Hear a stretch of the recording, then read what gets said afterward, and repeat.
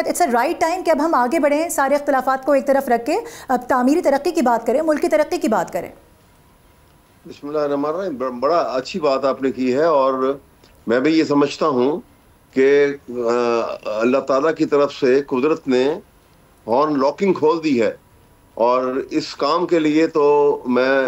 مودی کا احسان مند ہوں. شاید پاکستانی قوم جو ہے مودی کے احسان مند ہے کہ 4 نیشنلٹیز میں بکھری ہوئی یہ قوم مودی کی ایک اس قسم کی جو اس نے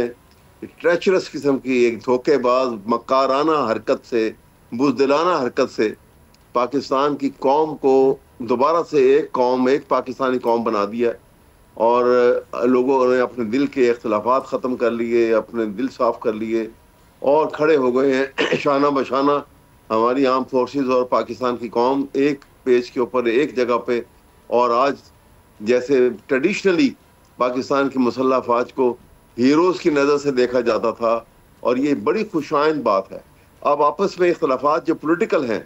یہ وہ ہارن لاکنگ کھل گئی ہے. اب اس وقت جو ہے یہ مل کے سب کو کانشیس ایفرٹ کرنی چاہیے کہ ان کو اوپر آپ جو ہے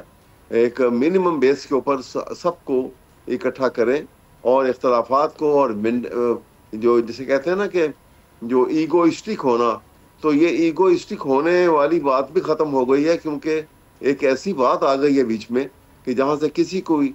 کی ایگو ہرٹ نہیں ہوگی، اور وہ پاکستان کے لیے، پاکستان کے بہتری کے لیے قوم جو ہے یکجا اکٹھی ہو کے سامنے آ جائے گی، اور آ جانی چاہیے. اور عمران خان بہت پازیٹیولی رسپونڈ کر رہے ہیں، اور آئندہ بھی کریں گے، یہ میں آپ کو بتا رہا ہوں. اور میری ابھی ان سے ملاقات ہوتی رہتی ہے، ابھی بھی میں 2-3 روز کے بعد ان سے انشاءاللہ جو ہے وہ ملاقات میری ہے، اور اس پہ بھی بات چیت ہوگی. سبسکرائب کریں اور بیل دبائیں تاکہ کوئی خبر رہ نہ جائے.